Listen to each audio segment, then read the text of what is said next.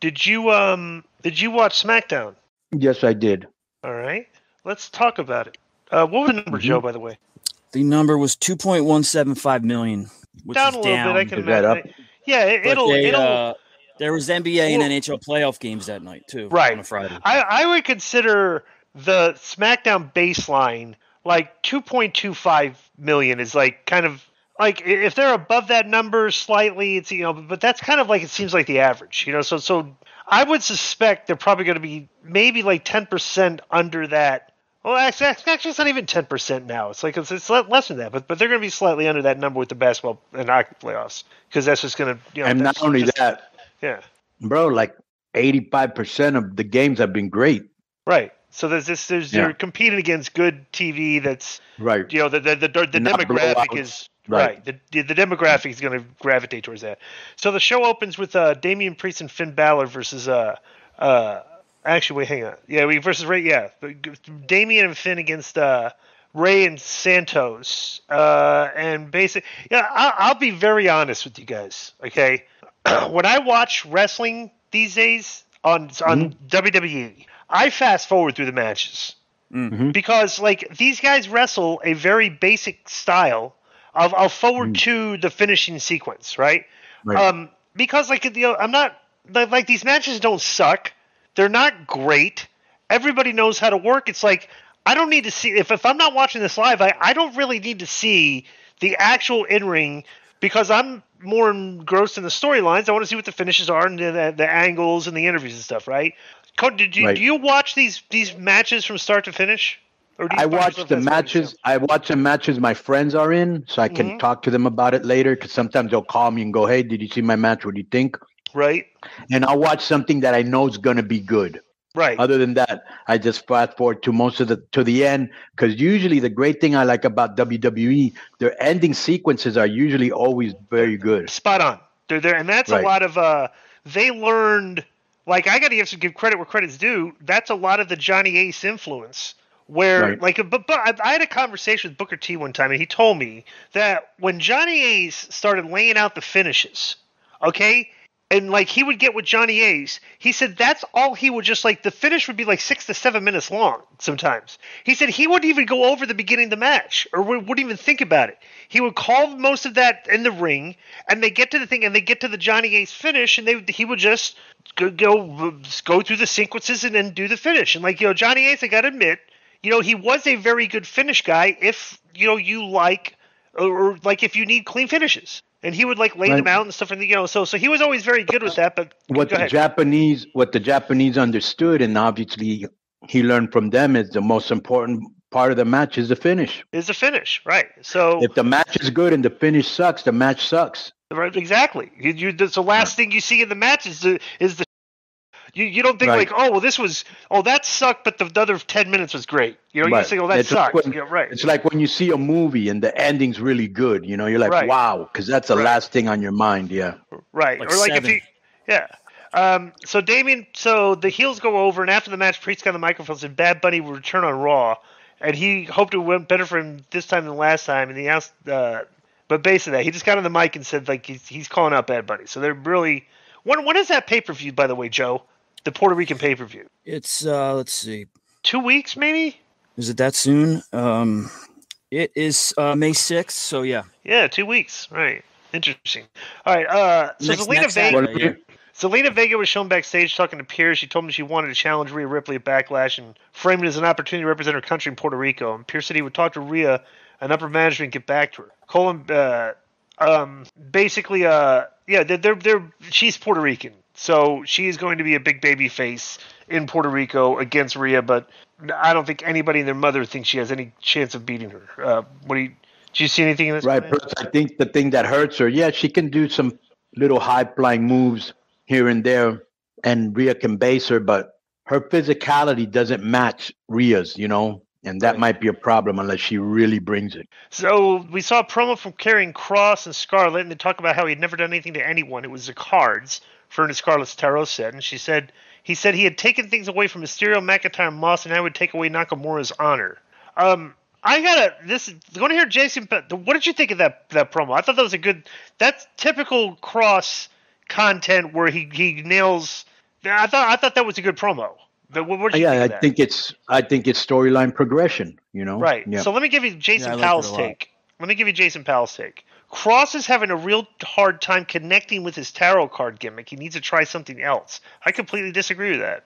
I don't think there's anything wrong with that tarot card. The tarot cards is a gimmick. What do you want to do? Right. Get rid of a gimmick? It's like all right. Just the fact that she might be kind of a sorceress, and she might be into black magic, gives it a little extra, sinister touch. Right. So next is I still think he needs to cut his hair though again. Yeah, me too, bro. I do not like that look whatsoever. Well, I'll be honest with you. I'm wondering. I thought maybe it'll grow. At first, I thought maybe it'll grow on me, but it hasn't. No, he looks more sinister with the hair, with the bald head, especially the way they present the character with the ring entrance. It's like it fits more with him without the hair, with his previous, I don't know. Yeah. He should consider that they could literally be screwing with him because he grew his hair and it does not fit the presentation of the character that they're giving him on TV. Well, that's a possibility. It's a possibility, So Ricochet and Braun beat the Viking Raiders. Just a clean win. Bro, the Viking they pushed these Viking Raiders and they were beating everybody up for a while and everything. And now they're just like they're just in. I don't. When was the last time they won a match? I don't think they're not doing anything with these guys. Well, if you remember a week ago, the Viking Raiders attacked them, right? So I guess this might this might be 50-50. What do you call this? Booking. But here's the thing. I think this is the reason Braun and the other guy won. Ricochet. If you remember, the announcer said that whoever wins this is going to go against the winner of the Sami Zayn, Kevin Owens, Usos match. So they're setting him up for a tag team thing. It was a good match, by the way. I did watch it. Yeah. So after the match, and sweet cartwheel plancha by Ricochet. Go ahead. Raquel and Liv were backstage ready to make their entrance for their title defense. And Kayla asked them a question. Liv went off about being the messiest person they've ever seen. Raquel told her to save it for the ring, and Liv told the audience to watch them. So they're going to wrestle. That was kind of a weird. I don't know. There's kind of a weird interview. So Sonya Deville and Chelsea Green make their entrance for the match, and they had microphones. And Sonya told the crowd to sit down, shut up, and show some respect. And Chelsea admonished her for booing them. Said they can't expect normies to understand what it's like to wake up winning every day. And they call themselves winners and Liv and Raquel losers. And they teased tossing more water on Liv by saying she looks. They dumped water on Liv earlier, by the way, which is kind of silly. I don't know if that's that's kind of like a weird way to It's a little silly. They did it to her on Raw, if you remember. Right. Yeah. I like what Chelsea Green's been doing so far. I think it really works for her to be on WWE. So they had the match 9 minutes. Liv and Raquel got the win, but they kind of cheated a little bit because they did the pin, and Raquel had her pin. The Uso pin, where Raquel stuck her foot through the ropes and kept her butt down so she couldn't get kicked out of. So that was kind of interesting that they did the heelish finish there. Now this was a way. Does that mean Liv Morgan is finally turning heel? Maybe. I don't know. That's the Jared Avia, Yeah. This is a way longer match that they usually give girls, but it wasn't bad. It was actually good. So I don't know if they need to give them a little bit more time instead of just 2 minutes where you can't do much and you're trying to rush to get you in. You know what I'm saying? Right. And they were to get over their characters. But, bro, why even bring that up? Go ahead. Yeah, okay, so next is so Riddle got a promo backstage with Caleb Braxton, who was talking about his match against Solo. Very interesting. They didn't really get much of a pop when he was introduced like he used to get. Did you notice that? Who, Solo? No, Riddle. When they I did not introduced Riddle, notice it wasn't that. Yeah. okay. I did notice that. It was not. Yeah. He didn't really get a reaction when he was introduced from the fans, right? You think he's cooled off a lot since he was gone? Well, he's been gone, yeah, and he's come back. Obviously, if they're not cheering, that's the reason. Well, they brought him back, and he hadn't won anything. He's actually had a couple losses. So, and he's been doing the same thing the whole time. You think he's getting stale? Maybe. Well, no, they're just beating him all the time. He's not with Randy. He's not really in a real big, So I mean, what's there to cheer about? Yeah. So Gunther makes his entrance with Conan's boy Leonardo da Vinci. Mm-hmm. Okay, and Ludwig Kaiser. Right. So Xavier was against Gunther. Did anybody think that there was any doubt who was going to win this match? No way. No, so Gunther won. But I did watch this match from the entirety. Bro, this was a very, very good match. So anybody that listens to our review, go check this match out. And it shows that Xavier Woods, if for whatever reason he ever did get separated from New Day, could probably make it on his own. This was good. Right. And you never see Gunther in a bad match, by the way. Right. Yeah. So the Usos make their entrance, and they were on commentary for the main event. And Jay Uso told the crowd the Bloodline was in their city, and Jimmy put on his best white guy nerd accents to ask Jay a bunch of questions about how they were feeling since their loss at WrestleMania.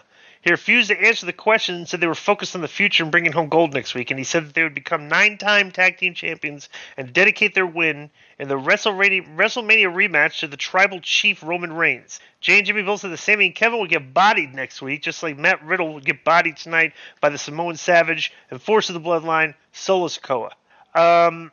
So Riddle comes out and he ambushed Solo from behind. It's a no DQ match, so they did all the no DQ stuff, tables and chairs and all that and everything. And basically, the Usos attempted to take out Riddle, but got the better of them initially, landed a floating bro off the ropes and took them down. Then Solo pushed the table off himself, and Riddle couldn't believe it. He caught a flying Riddle and landed an Uranagi on the apron, and then went for a Samoan spike, but Riddle avoided it and landed a knee strike. Then Solo landed a spike on a charging Riddle and covered him for the pin and beat him in 14 minutes. And after the match, they put up a table and put Riddle through it. Now, bro, this whole thing made Matt Riddle look kind of stupid because he was in a no DQ match and like they were clearly going to interfere and they interfered and they beat him up and he lost and they put him through the table. It's like and his backup wasn't there. The backup wasn't there. It's just like this is kind of like who's his backup? Zayn and Owens. Right now. Yeah, they're not really friends. They're just Well, he did save them one. He saved them one. So they did owe him one. Yeah, you're right. You're right. So by the way, so I did like how they just make Solo look indestructible because he hit him with a chair to the face. He used his knee. The knee to the face. He used the chair with the knee, which was very original. Hit him with the kendo stick. But at the end, he got beat again. And he got put through a table, like he got really buried. And then the beauty pose of the Bloodline in the middle of the ring. Right. So that's been our SmackDown review. Enjoy the rest of the show. Boom.